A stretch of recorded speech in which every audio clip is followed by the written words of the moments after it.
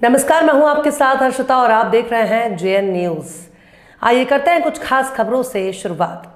भारत निर्वाचन आयोग के निर्देशानुसार विशेष गहन पुनरीक्षण 2025 जून से 30 सितंबर तक विभिन्न चरणों में सत्यापन का कार्य चलेगा। बीएलओ घर घर जाकर सत्यापन मतदाताओं को करेंगे। फलस्वरूप ड्राफ्ट मतदाता सूची का प्रकाशन, दावा आपत्ति की प्रक्रिया और अंत में अंतिम मतदाता सूची का प्रकाशन किया जाएगा। इन बातों की जानकारी देते हुए जिला पदाधिकारी ने आज समाहरणालय के सभा कक्ष में मीडिया से प्रेस वार्ता में चर्चा की। वहीं उन्होंने जानकारी देते हुए बताया कि भारत निर्वाचन आयोग द्वारा निर्देशित इस महत्वपूर्ण अभियान से जुड़ी सभी जानकारी, समय सारणी, प्रक्रिया, दिशा निर्देश और मतदाता जागरूकता के लिए मीडिया के माध्यम से आम नागरिकों तक पहुंचाने की बात कही। उन्होंने बताया कि विशेष गहन पुनरीक्षण का उद्देश्य है कि मतदाता सूची को त्रुटि रहित, अद्यतन, पारदर्शी और समावेशी बनाना है ताकि सभी पात्र नागरिकों को मतदान का अधिकार सुनिश्चित हो सके।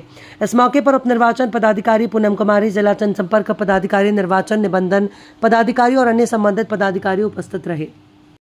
तो इन 11 डॉक्यूमेंट्स में से कोई भी एक डॉक्यूमेंट आपको या तो अपना या अपने माता का या अपने पिता का, depending on date of birth जो मैंने आपको बताया, उसके अकॉर्डिंग आपको डॉक्यूमेंट्स में से एक कोई देना होगा। अब वो क्या डॉक्यूमेंट्स हैं, इस सीरियल नंबर के अकॉर्डिंग मैं आपको एग्जैक्टली वही बता रही हूँ। पहला है केंद्रीय, राज्य या पीएसयू के नियमित कर्मचारी पेंशन भोगी को निर्गत कोई पहचान पत्र या पेंशन भुगतान आदेश, जिसे हम पीपीओ कहते हैं। सरकार या स्थानीय प्राधिकरण या बैंक या डाकघर या एलआईसी या पीएसयू के द्वारा भारत में 1/7/1987 से पूर्व निर्गत किया गया कोई भी पहचान पत्र, प्रमाण पत्र या दस्तावेज। सक्षम प्राधिकार द्वारा निर्गत जन्म प्रमाण पत्र, पासपोर्ट, मान्यता प्राप्त बोर्ड या विश्वविद्यालय द्वारा निर्गत मैट्रिकुलेशन या शैक्षणिक प्रमाण पत्र, सक्षम राज्य प्राधिकार द्वारा निर्गत स्थायी निवास प्रमाण पत्र, वन अधिकार प्रमाण पत्र जो मोस्टली ट्राइबल्स को मिलता है, सक्षम प्राधिकार द्वारा निर्गत ओबीसी, एससी, एसटी या कोई भी जाति प्रमाण पत्र, राष्ट्रीय नागरिक रजिस्टर जहां पर ये उपलब्ध है, राज्य स्थानीय प्राधिकारों द्वारा तैयार किया गया पारिवारिक रजिस्टर या सरकार की कोई भी भूमि या मकान से आवंटन प्रमाण पत्र।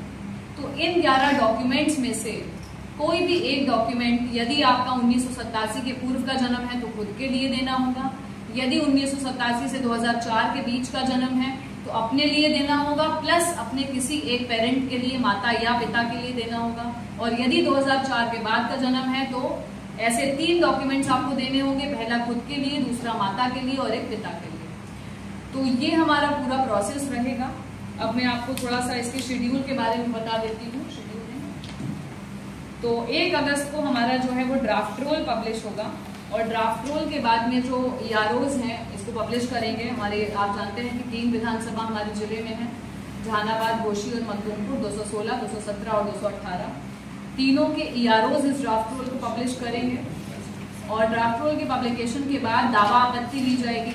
यदि कोई व्यक्ति 26 जुलाई तक अपना फॉर्म डॉक्यूमेंट्स के साथ जमा नहीं कर पाता है तो उसका नाम ड्राफ्ट रोल में नहीं आएगा।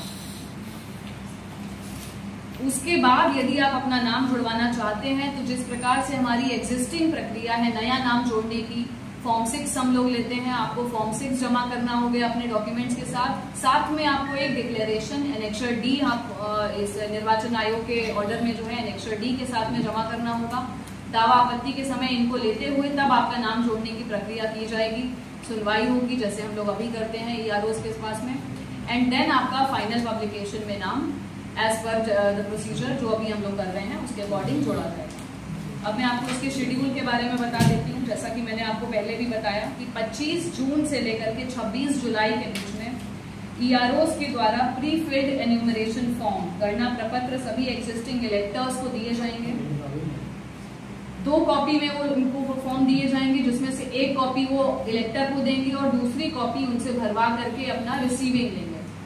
तो रिसीविंग बहुत इंपॉर्टेंट है ताकि कोई भी लेटर स्टेज पे ये आरोप ना लगा सके कि हमारा फॉर्म लिया नहीं गया या जमा नहीं हुआ। प्रॉपर हर इलेक्टर का डिस्ट्रीब्यूशन के समय पर भी साइन करवाया जाएगा कि उनको फॉर्म रिसीव करवाया गया है और कलेक्शन के समय पर भी उनका साइन करवाया जाएगा कि उन्होंने फॉर्म अपना जमा किया है। इसके बाद में जब बीएलओज कलेक्ट करके फॉर्म को आएंगे तो उसको वो लोग अपने बीएलओ ऐप के माध्यम से अपलोडिंग करेंगे और अपलोडिंग करने के बाद उसका निष्पादन एईआरओ और ईआरओज के द्वारा किया जाएगा।